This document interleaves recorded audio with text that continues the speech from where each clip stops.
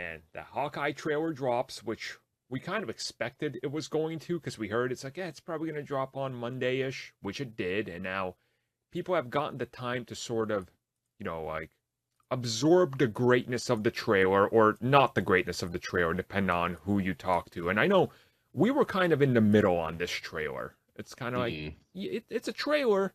They're definitely keeping things back, so... It shows a lot of good things. Yeah. The tone's good, the dynamic between the two of them is great. It's just I don't know, I felt like it was missing something. Mm-hmm. I didn't feel like it came out swinging, and it's just kind of like, okay. That's just me. So, I don't know if this is a positive or a negative, because I didn't get the sense from my friend, but he, texted me after it, and he was like, this feels like a Marvel TV show.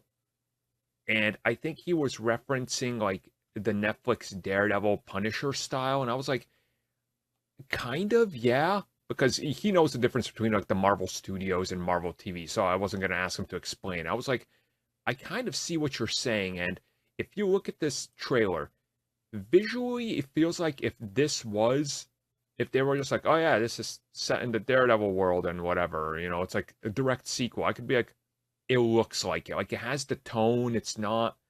do you get what I'm saying? It doesn't have that MCU... personally, no. I can't get past the fact that Hawkeye was lighthearted and cheery, and then it's comparing it to Netflix stuff. It's exact opposite.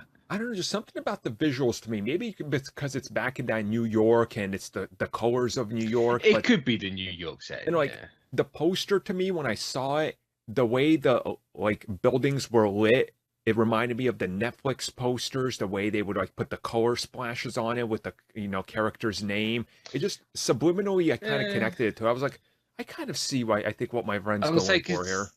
That poster's a cover, isn't it? Yeah, it's a cover swipe. Yeah. I can't remember which. I probably went to bloody Fraction comics because of course the trailer was just like, hey, have you read the Fraction run? No, this is the Fraction run. I hope he got his $4,000 royalty or whatever they're gonna pay him. Well, no, because you'll say just based on Marvel comics and that's it. Because that's the thing now. Start crediting the people that you're taking them from. But oh well. Yeah. Well, I mean, I did enjoy the trailer. We talked about it. We enjoyed it. We're definitely excited for the next one more, which is definitely going to go more into the overall story and probably reveal the villains and Yelena and all that, which people will get more hyped, I feel. Which, at this rate, if we just look at how the previous shows did it, we probably got another trailer coming within the next 4 weeks. I mean... Yeah. It's got to be soon, right? Because they haven't exactly given themselves a lot of time when the show comes out. It's right at the end of November, so yeah, it's rapidly approaching. So with that in mind, the one thing that everybody took away from the trailer is clearly there is a scene that is just drenched in blazing red everywhere. That has to be Mitch. It has to be. Trust me, bro. It's Daredevil. Trust me. It makes me laugh. It's Daredevil. It's just I didn't know Daredevil had a copyright on red lights. He does. It's the red light Daredevil district. Because no one else in Marvel's red. Only Daredevil's red. So, I mean, look, I really want this to be it. I want Kingpin to be in it. Out of all those things, I could see, honestly, D'Onofrio being the one, because this series did shoot once all the contracts were officially back, and they even started, writing the show right as that was happening. So, I mean, this could theoretically happen, but... I mean, theoretically, it could happen. Theoretically, you could also give me a golden toilet. It's not gonna. Yeah, my assumption is still you save these characters for Echo to make people just run to that show with anticipation, being like, "Oh, look!" Because that's the thing, right? If they're in it, you're gonna show them off. Yeah. If Kingpin's a villain in this thing, you have him in the trailer, right? I don't get why you'd ever hide that. Why would they hide it? Unless they're doing the whole thing like every Marvel Studio show has done so far, although Falcon and Winter Soldier kind of, but John Walker wasn't really the main villain.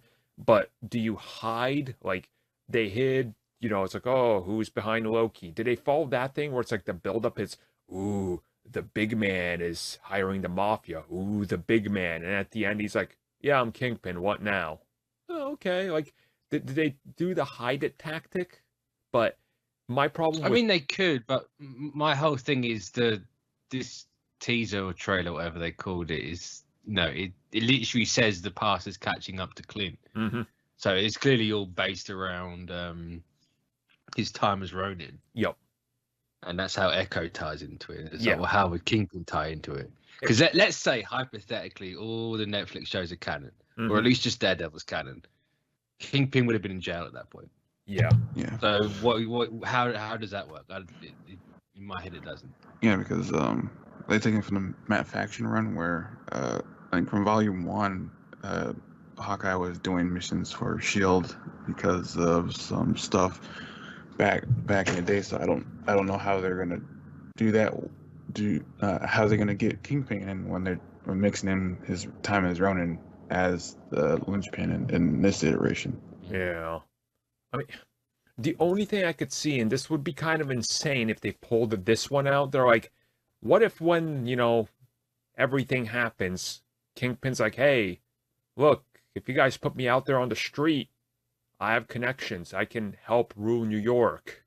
And then they can kind of cheese that into the story, and then maybe Ronin had a run-in with him. It could work. But again, the amount of people that if he shows up at the end of what's supposed to be the 4th or 5th episode, if he's revealed at the end, because that's what all the rumors and insiders have been saying, if they're suddenly revealing Clint walks, goes into a building, takes the elevator up, comes out, and there's a dude staring at a painting, and he turns around and he goes, when I was a boy. Yeah, when I was a boy, and well, what's Clint gonna do, and what's the average person gonna do?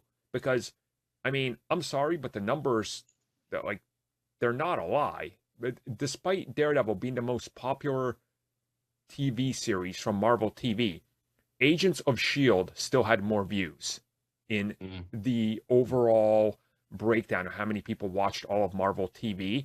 And Agents of S.H.I.E.L.D. was pulling in, by the end, which still topped Daredevil, under 3 million views. So, I mean, that's my whole hang up here.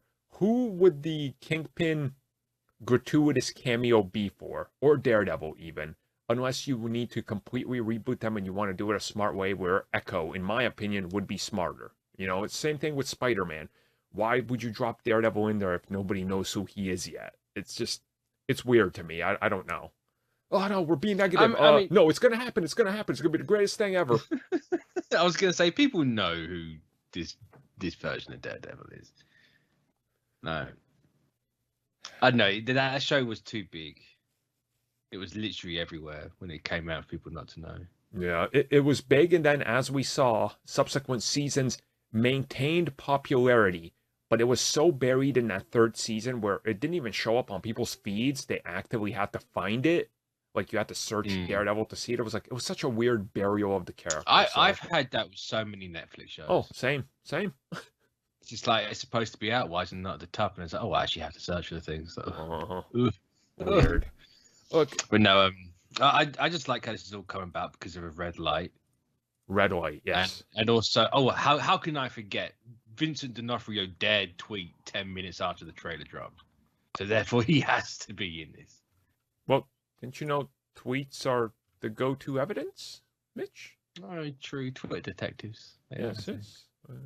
If you actually follow the trail, and trust me, I've done this detective work myself, Vincent D'Onofrio, where he tweeted it from, if you take those coordinates and you type them into Google, and then you translate them into Korean and back into English, the alphabetical letters that line up with the numeric Cyrillic alphabet will spell out DD in HMCU.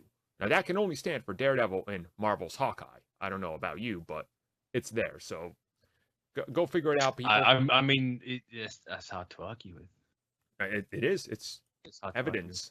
So we're gonna end. I feel like I've been red pilled or blue pilled, whatever it is. Yeah. Take it, Neo.